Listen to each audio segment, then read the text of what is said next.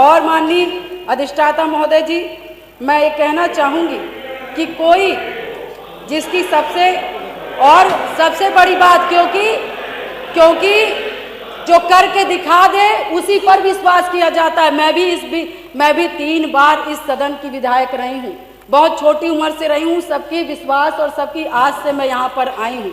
उसी आशा और विश्वास को जब भी मुझे किसी ने दिलाया है तो मैं उसके साथ खड़ी रही हूँ।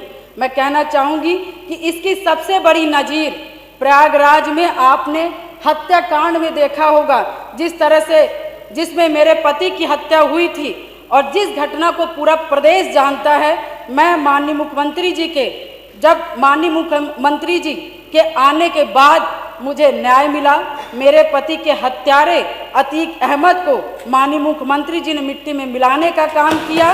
मैं उनके इस जीरो टॉलरेंस की पॉलिसी का समर्थन करती हूँ और मुझे लगता है कि इस बात को मैं नहीं कहना चाहती थी, क्योंकि मैंने आज तक चाहे सदन हो, चाहे सड़क हो और चाहे मेरा घर हो, चाहे परिवार हो, मैं विधायक बनी, मगर मैंने बहुत ही शालीनता से अपना परिवार, अपना समाज और सदन की मैंने हमेशा गरिमा बनाए रखी। मैंने कभी भी किसी का अपमान नहीं किया। मगर मैं विधायक से पहले मैं 9 दिन की ब्याहता थी। मेरी माँ तो 9 दिन की शादी हुई थी और मैं वहाँ उस ससुराल में मैं विधायक बनने नहीं गई थी। मैं सिर्फ उस घर का रोटी बनाने के लिए गई थी, अपना परिवार बसाने गई थी। मैं विधायक नहीं बनने गई थी।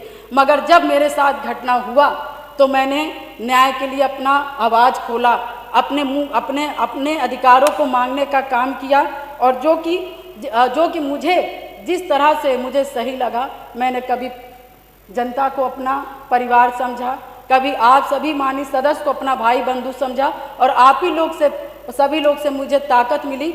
और मुझे लगता है कि प्रयागराज में जो कोई नहीं सोचता था, मैं मिसाल हूँ उन सभी लोगों का, जो कि मैं बहुत गरीब परिवार से, दोनों ससुराल और मैके दोनों परिवार से, बहुत गरीब परिवार से आती हूँ। ना मेरे पास पैसा था, ना गाड़ी था, ना व्यवस्थाएं थी, ना घर में कोई एक आदमी था। मगर धन्य शहर पश्चिमी की जनता ने जिस पे मुझे विश्वास करके मुझे चुनाव लड़ने का काम किया और अपने पैसे से चुनाव लड़ने का काम किया और उन्होंने लड़वाने का काम उसी आस्था विश्वास के साथ सन 2005 से मैं कमर कस के मैंने शहर अपनी नहीं कि अपने पति की, मुझे तो पता ही नहीं था कि कौन क्या है।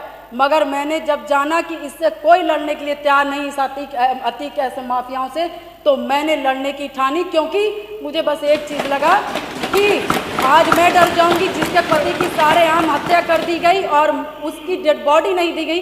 ऐसे पता नहीं कैसे नॉर्मल इंसान, जो छोटे छोटे समाज के लोग होंगे, पता नहीं 1000 राजू पाल जी की हत्याएं हो जाएंगी और हम जैसी लड़कियां गूंगी बहरी घर में बैठ जाएंगी।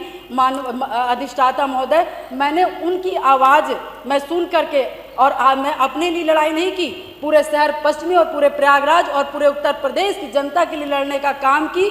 और शायद मेरे आराध्य शिव जी को तरस आया होगा, जिन्होंने इस तरह की सरकार बनाई और हमारे जो सबको बोलना है, जी को मानने वाले हैं, भगवान जी हनुमान जी को मानने वाले हैं, ऐसे मुखिया उत्तर प्रदेश के सरकार के मुख्यमंत्री बने। और शायद मेरी दम घुट रही थी और शायद मुझे दिक्कत हो रही थी और शायद मैं लड़ते लड़ते कहीं ना कहीं अंदर से टूट रही थी, शरीर कमज़ोर हो रही थी, परेशान हो रही थी। ईश्वर को भी तरस आया और महाराज जी को भी तरस आया और मुझ जैसी महिला को न्याय दिलाने का काम किया, उत्तर प्रदेश की जनता को, मुझ जैसी महिलाओं को न्याय दिलाने का काम किया।